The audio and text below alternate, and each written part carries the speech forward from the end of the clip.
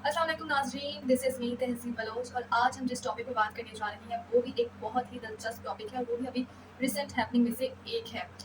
चंद दिनों पहले भारतीय एयर तैयारा, एक भारत का तैयारा जो है वो पाकिस्तान की हदूद में दाखिल हो जाता है। आगे क्या मामला है कि भारत का एक तैयारा पाकिस्तानी हदूद में दाखिल हो गया।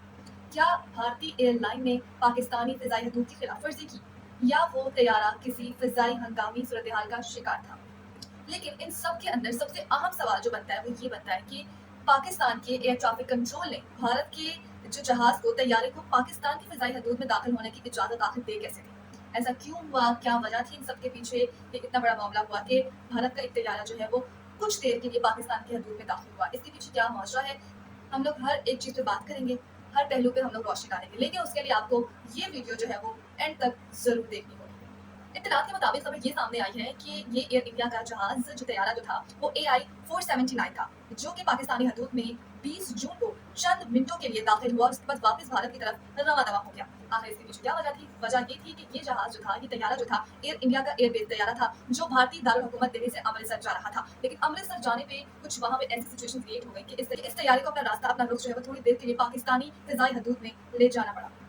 उस टाइम पे असल वजह ये थी कि अमृतसर में जो था मौसम जो था वो बहुत ज़्यादा ख़राब था, जिसकी वजह से वहाँ पे लैंडिंग करना जो था वो मुश्किल था और उससे पहले ही वहाँ पर एक तैयारे के साथ परिंदा टकरा जाने का एक वाक़या पेश आया, जिसके बाद आपको पता है कि रनवे पर कुछ चीज़ें जो हैं फिर वो मामूल के मुताबिक आने में वक़्त लगता है, तो तब तक वहाँ पे किसी भी जहाज़ को लैंडिंग करने से रोक दिया गया था।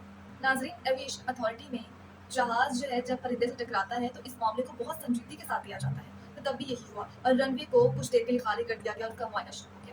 क्योंकि इसके नतीजे में जहाज की इंजन बॉडी या दीगर अहम हिस्सों को नुकसान पहुंचने का भी खदशा होता है, इसलिए उस दौरान किसी भी तैयारी को अगर किसी एयरबेस पर इस तरह का हादसा पेश आए तो वहाँ पे किसी भी तैयारी की लैंडिंग या थोड़ी देर के लिए रोक दी जाती है। जब एयर इंडिया की AI-479 परवाज जो है वो अमृतसर के एयरपोर्ट पर लैंड कर रही थी, तो उसे खराब मौसम और इस हादसे की वजह से लैंडिंग की इजाजत ना मिल सकी, जिसकी असल वजह मैं आपको वीडियो के शुरू में बता चुकी हूँ कि उसने फिर थोड़ी देर के लिए अपना रास्ता पाकिस्तानी हदूद में मोड़ लिया था। जराये के मुताबिक तैयारे को भारत और पाकिस्तान के दरमियान जो एक बफर फिजाई इलाका होता है वहां मुड़ जाने का कहा गया। जब तैयारी ने रडार विक्ट्रिंग के दौरान दोबारा अप्रोच शुरू की तो वो कुछ देर के लिए पाकिस्तानी हदूद में दाखिल हो गया। अब ये रडार विक्ट्रिंग क्या होती है? असल में रडार विक्ट्रिंग कहते हैं एक ऐसे अमल को जिसमें एयर ट्रैफिक कंट्रोल जो है पायलट को मखसूस सिमत, ऊंचाई और रास्ते के बारे में गाइड करते हैं ताकि वो अपने रास्ते से इधर उधर न चले जाए।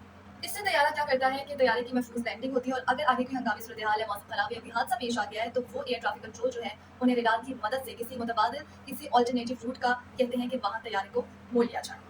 अब नाजरीन, यहाँ से ये बात साबित होती है कि भारतीय तैयारे का इस तरह से पाकिस्तानी हदूद में दाखिल हो जाना कोई खुफिया कार्रवाई नहीं थी। एयरपोर्ट जराये के मुताबिक जब भारतीय तैयारा पाकिस्तानी हदूद में दाखिल हुआ तो पाकिस्तान के एयर ट्रैफिक कंट्रोल को एतमाद में भी लिया गया था, यानी दोनों ममालिक के मुतल्लिका एविएशन अथॉरिटी और हुकाम आपस में जो थे वो कॉन्टेक्ट में थे, इसलिए ये कोई मिजाज या खुफिया कार्रवाई में शुमार नहीं होता। अब आप ये बताएं कि आप इस वाक्य को किस नज़र से देखते हैं? अपनी राय कमेंट सेक्शन में जरूर दीजिएगा।